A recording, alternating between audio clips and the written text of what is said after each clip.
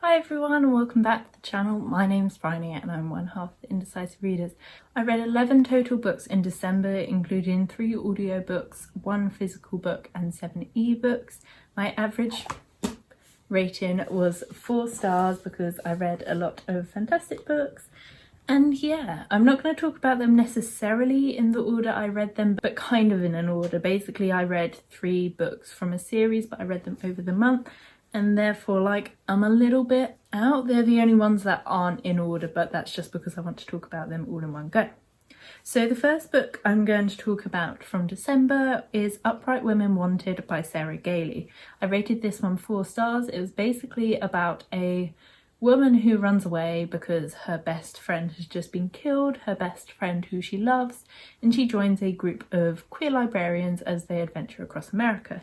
Now, I found this was a really fun, easy read. It's less than 200 pages long and I really enjoyed it. It was kind of a book that I feel like would appeal to a lot of readers I know. The queer librarian in a kind of fantasy setting was very good.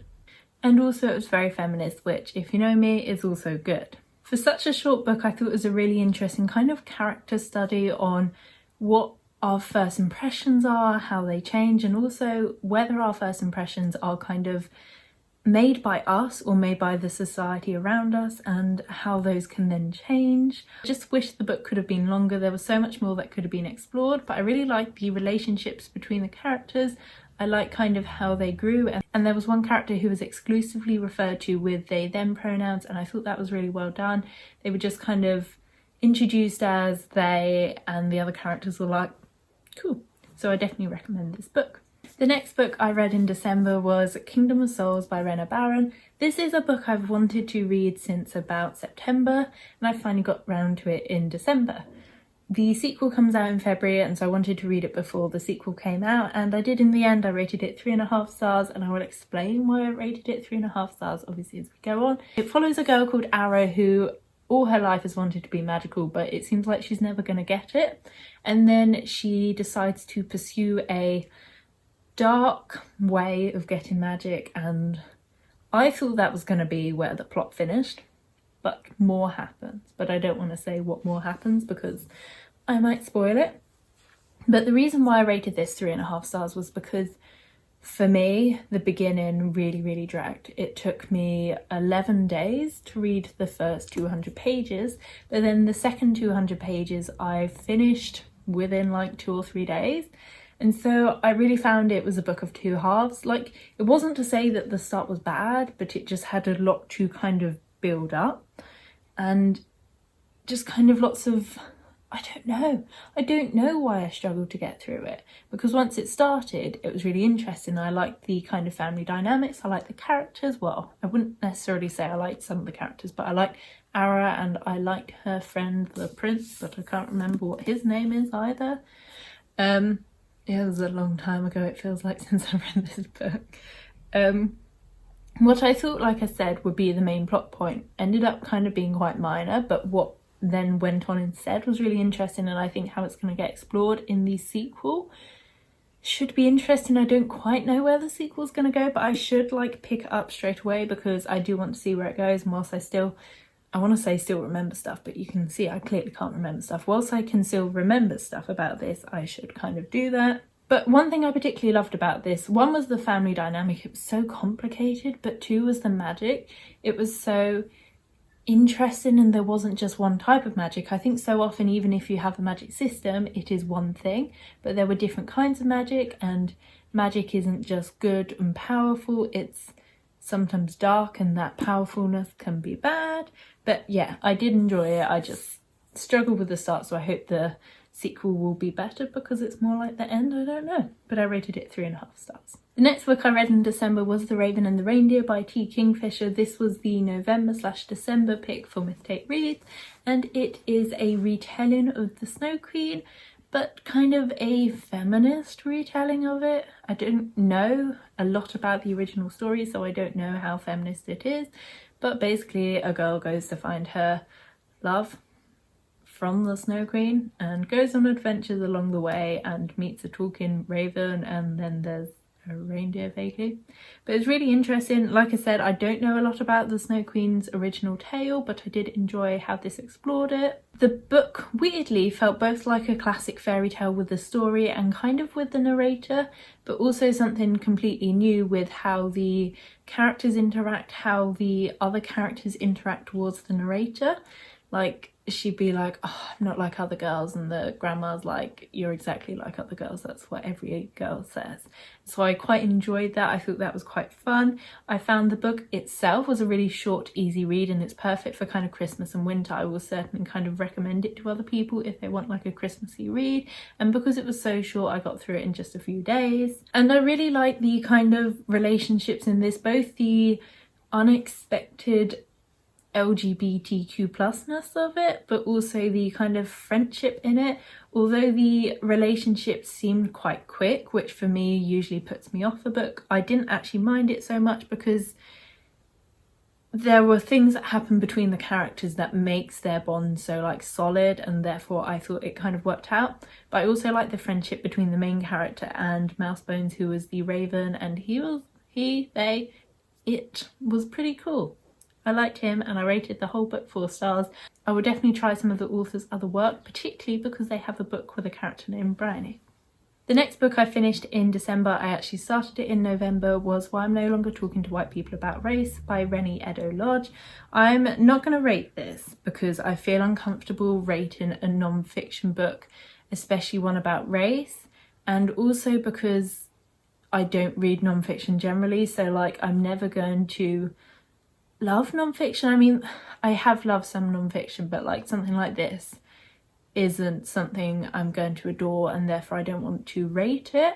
But yeah, I'm glad I have finally read it, but I haven't read enough anti-racist books to kind of compare it, but I don't know how much better it is than other anti-racist books. I feel like sometimes it's just the easiest book for people to name when they like want to educate themselves on racism.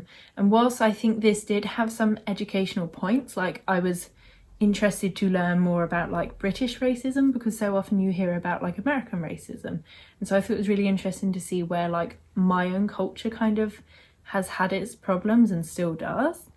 But I don't know how educational this book is, because that's the point a lot of black people make, that their job isn't to educate white people. White people should be going out and doing that for themselves. But this book more felt like, I don't know. I don't know what to say about it, but I have done a more coherent like written review that I will link down below. I did enjoy it. I did appreciate the chapters on kind of intersectionality with racism. So there was one on British history, there was one on class, there was one on feminism, and I thought those were really interesting, but kind of as a book I don't know how good it is. And yeah, I have read it now, which is good, and I'm glad I've read it, and I will try and continue reading anti-racist books, but I don't know if this is the best anti-racist book out there, if that makes sense. Let me know if you've read it as well, because I want to discuss it and I want to know if anyone else feels similarly to me. Speaking on kind of anti-racist properties, the next book I read in December was Such a Fun Age by Kylie Reid. I have finally read this. Well done me. I got this in about February from a friend, and I have been putting it off since then, because I said to my friend when I saw she was reading it, what do you think? And she was like, it's alright. And then she gave it to me being like, it was okay, you might like it. And I was like, oh god, I'm not gonna like it, and I don't like contemporary books. And I tried the first chapter and I wasn't kind of that fussed by it, and then I read a few more chapters and I didn't love any of the characters. And I remember seeing that kind of discourse, which is the wrong word, but you know what I mean, about that book club that didn't read it, and the whole point of the book is like this kind of white performative anti-racism, and the fact that a load of white people chose it as the book club pick and then didn't read it and laughed about it and moved on just felt so telling. And so I was like, I will read it, I'm determined to read it, and I'm so glad I did. Whilst I won't necessarily say I enjoyed it, because like I said, contemporary is not my genre, and I don't know, but I had an experience with it, and it was a good experience, and I'm glad I read it and everything. So this follows a girl called Amira who basically gets stopped in a supermarket one day because she is babysitting the white girl she looks after, who's about 3. She is black, and the cop stops her and says, "I think you've stolen that child." And it kind of all spirals out from there. It follows her as she kind of works for this white lady, and then it follows the white lady as she's trying to make this black woman's life better, but also tries to befriend her, and it's a bit weird. But I did think it was such an interesting book. I don't know if I'd necessarily recommend it because the people I know probably wouldn't read it, if that makes sense, but it was really, really interesting and so telling of like white performative racism. Like I've said, like there are all these white people that I really didn't feel a lot of sympathy towards. There was one I was like, that kind of sucks, but also you suck as well. So it was an interesting look at what we think is not racist compared to what actually is racist, and what like some people will do and think that they're not racist but they kind of are. And it was just very, very interesting. I think the only characters I liked in it were Amira and Briar, who's the little girl she looks after. And whilst I wasn't expecting a happy fairy tale ending because it is meant to be contemporary, I was sad that it finished normally, if that makes sense. But I did enjoy it, and I'm glad to have finally read it and to have surpassed my expectations because I rated it 4 stars. The next book I read in December wasn't on my December TBR. I picked it up because I needed an audiobook I was going to steal from Sam, and he didn't have it, so I borrowed this one instead. And that is The Long Way to a Small Angry Planet by Becky Chambers. Sam, don't look at this because this is a present for you. Shh. I do have my own copy, but Dad has it and now I can't find him. So this follows a crew of friends, in essence, who go on space tunneling missions and make like, I don't know. I've read it twice now. I don't really know what they do. They just do some science and it makes a hole on one side and then the other side, and you can just zoop through it instead of like traveling miles to get there. Like magic tunnels. They make magic tunnels, and it follows this crew of people. Technically they're doing these crew zoop things, but really they're there just to be friends, and it's lovely. I rated it 4 stars. This is why I don't usually do summaries, because I don't know what the books are about.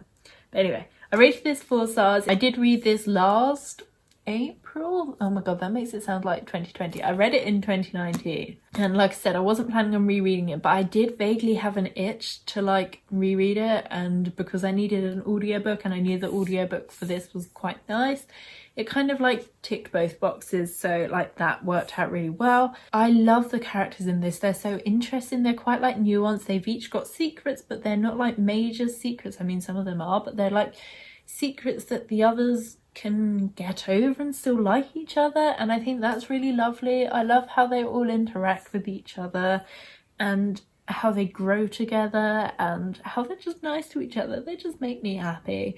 There was a sad bit which really got me. Luckily I kind of listened to it in a couple of parts, so it was a little less sad, but I was not pleased with it.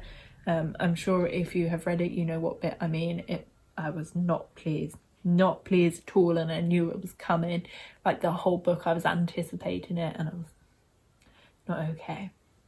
But anyway, as for the sci-fi, I thought the sci-fi in this was really interesting. So often when I personally read sci-fi books, there are aliens but they look very human. This was almost a bit Doctor Who-y in its kind of aliens, in that there are like blobby things, and there are things that don't speak, and there are things that just don't look like humans, and I thought that was really interesting. I'll see if I can find a picture of the crew and I'll put that up there so you can just kind of see the kind of range and diversity of the characters. And I thought how they interacted with each other was really interesting, because we don't just see humans where they're in control. We see humans where they are kind of just there, and other people have like adapted to living with them, but they've also had to adapt to living with each other. And I like seeing how the languages and the cultures differ, and I just think it's a very interesting book. And hopefully now I will get on and read the other books, because I do enjoy this, and Sam has enjoyed it. I know he says this is his favourite, but the like 4th one comes out in February and I have a copy of it. Not that I like plan on reading it. I think that's going to be Sam's job to finish it before it comes out. So the next book I read in December was the only physical book I read, and that was The Christmassaurus by Tom Fletcher. This follows a boy called William who is in a wheelchair and likes dinosaurs, and all he's ever wanted is a dinosaur, and therefore he wishes for a dinosaur for Christmas and events. There's also an evil guy called the Hunter, and we also follow Santa, and then there's like an evil girl at school called Brenda, who is the meanest bully in the world. I rated this one about 3.5 stars, which is good to me. Whilst like with the Kingdom of Souls it can mean that there are some problems, I didn't necessarily have this with this. I did really enjoy it. I read it physically because there are like loads of illustrations and they were wonderful. I should have got the end pages of this. Does it have anything under the cover? A little dinosaur under the cover. That's so cute. I really enjoy this. I love the illustrations in it. They were like so wonderful. A couple of the times they were like a little bit frustrating, not because of the illustrations themselves, but because of how they were like placed on the page. So like you'd read that, but that would be what happens in this, and it's meant to be a surprise, and I'm like, oh, it spoiled it a little bit. But that wasn't a problem. That was just the way like my eye is drawn to an illustration rather than to the text, and therefore like I would go to that first. But I thought it was a wonderful read for Christmas. Perfect. I love the kind of magic of it, because when you think of Christmas you just think Santa in his workshop with the elves, and the elves just make stuff, and I liked how the kind of magic of that was like differently directed in this, how it works in a slightly different way. I thought that was really interesting, and I liked the characters. I thought they were really cute. William and his dad had hearts of gold, and I thought they were wonderful, and I thought how they interacted with other people was great. And I love how William in particular reacted towards Brenda, who is the bully, and how he was just like, I know you're evil, but like you could be nice. And I thought that was just really heartwarming. As a kind of content warning thing, as with every Christmas story, Santa is obviously described as fat, which I don't want to say is normal, but like we've come to like just be like, oh well, that's how it is. It did make me a little bit uncomfortable for some reason in this. I think because he is quite so large and the elves are quite so small, but he would like sit on the presents and squash them, and his weight would just constantly be referred to, and I think that's just me, but it did make me a little bit uncomfortable. So if there are any content warnings for these books, I will like put them in the description, but I just wanted to mention that whilst I remembered it. But I did enjoy it generally. So another book I wasn't planning on reading in December, but I had time, and it comes out on the 7th of January, which is today. So I wanted to read it before the start of the month, and yeah, I had the time and I managed to fly through it in 2 days, which is pretty cool. I then read The Hatmakers by Tamsin Merchant. I rated it 4 stars, and it follows this girl called Cordelia who lives in the Hatmaker household. So her uncle, her great aunt, and her dad. Her dad goes missing at the start of the book on a shipwreck, presumed lost at sea, and Cordelia takes it upon herself to find him. I thought Cordelia was a fantastic main character. I thought she was so cute and so lovely. I love main characters in middle grades, I think, because they're so brave. But what I specifically loved about Cordelia was at the very start of the book, she comes across this character who won't stop dancing, and all the other characters are like, just stop dancing, we just need you to do something right now. Just stop dancing. And then Cordelia's like, but why does he need to stop dancing? And so she dances with him instead, and then because she dances with him, he will then do it. And I thought that was just like a lovely approach. Like, if someone won't stop doing something that isn't doing anyone any harm, why stop them? Why not join in? And I just, it was so cute. I loved it. And I thought the story as well was fantastic. It was full of so much adventure and twists. There were a couple, I guess, but like a lot I didn't. It very much surprised me. I love the magic in it. I love the idea that like you could get these ingredients and sew them into a hat or a pair of boots or a pair of gloves, and it would, the ingredients and how you created the item would like reflect on the item. So like you could put all these sensible things into a sensible hat, and therefore the person that would wear them would be sensible. And I thought that was lovely. I thought it was a fantastic idea, and it's now made me like think about what I could do with that. I have an idea. And I also liked how history was kind of part of this. So it was set in about the like 16th 17th century, so no, 17th century I think, so not long after Henry VIII and things, but like Henry VIII was part of history, and I think it follows is around the time of George III, so the Mad King, and I just thought it was really interesting, really well done, and I rated it 4 stars. So the final 3 books I'm going to talk about together, because I have the Mime Order, the Song Rising, which I still like the cover of, you lot may not, but I do, and the Dawn Chorus. So I read the Mime Order and the Song Rising last year. These were rereads this time, and it was the first time reading the Dawn Chorus, and I very much enjoyed it. I'll be honest with you, I am still suffering a bit because I finished The Mask Fallen yesterday and I kind of want to cry, and I didn't want to cry when I finished it, but now I'm thinking about it, I'm kind of tearing up because like it really hurt me, even though I knew it was gonna hurt me, but like that's next month's problem, and I haven't even gathered my thoughts for a review, so we're gonna move on. Right, let's start with the Mime Order. The Mime Order I really enjoyed this time. Last time I read it, I didn't necessarily think it was slow, but I didn't know where it was aiming towards. But now when I knew where it was going, I knew kind of how it paced out, and I thought it was much more interesting. I liked seeing how Paige's character developed, how much she grew as a person, and kind of, it definitely carries on in this one, but how she like develops as like a leader, like she wants to lead this rebellion, so I thought that was really interesting. I loved getting to see more of the syndicate and how it worked together and this kind of underground community. I thought it was fabulous, and stuff meant so much more reading it back. I was like listening, because I was listening to the audiobooks. These are not my rereads, I haven't done my like annotated rereads, and I want to go back to the bone season already, but like we'll move on. And I just had to keep stopping it and being like, oh my god, I hate so-and-so. That's so sneaky. I'm not pleased with it. And now when I go back, I'll be like, watching you. Oh, thoughts.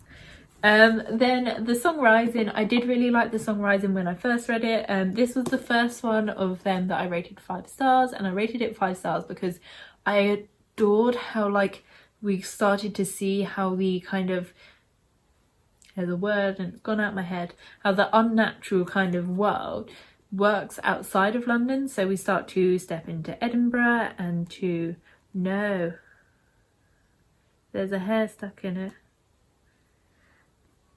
So we start to step into Edinburgh and to Manchester, and I thought that was really interesting. It gives us a glimpse of where we're going to go in the sequels, like with The Mask Fallen in Paris, and the other books elsewhere. I don't know where they're going to go, but I'm frightened to find out. But I thought this was really interesting. We got to then not only see how the unnatural world worked, but how the unnaturals were treated in other places. And again, we got to see how Paige's character grew as a leader, and I thought she was so interesting, and she's so brave, and I love her so much.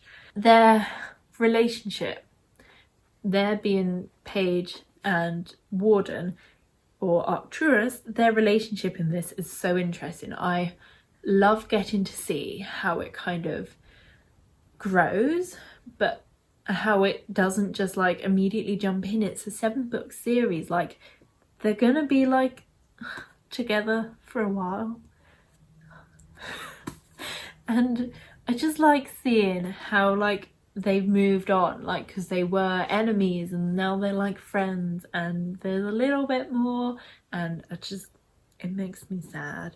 And then in the Dawn Chorus, which like I said I hadn't read before, I just it was so good.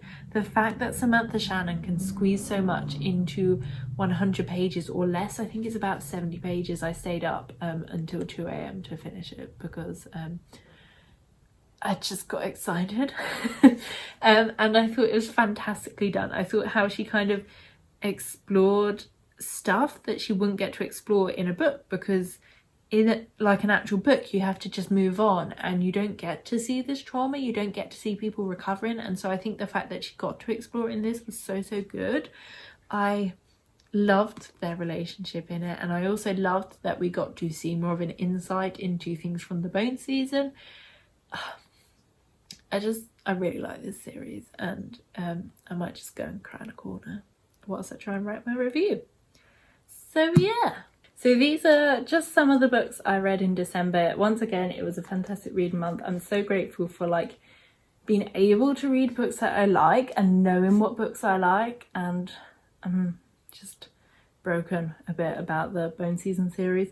Like I said, I'm hoping to carry on the Long Way to a Small Angry Planet. I think that's the Wayfarer series, and also Kingdom of Souls when it comes out in February. But yeah, if you have read any of these books, or if I have made you want to read any of them, please let me know in the comments. Give this video a thumbs up if you enjoyed it. Subscribe if you're not already. Like I said, I have a new TBR game which is pretty fun. There's some more kind of end of year footage coming up, although I think this goes up after all the end of year footage. But anyway, if you enjoyed this video, stick around and we will be here again. And yeah, I will see you in another video.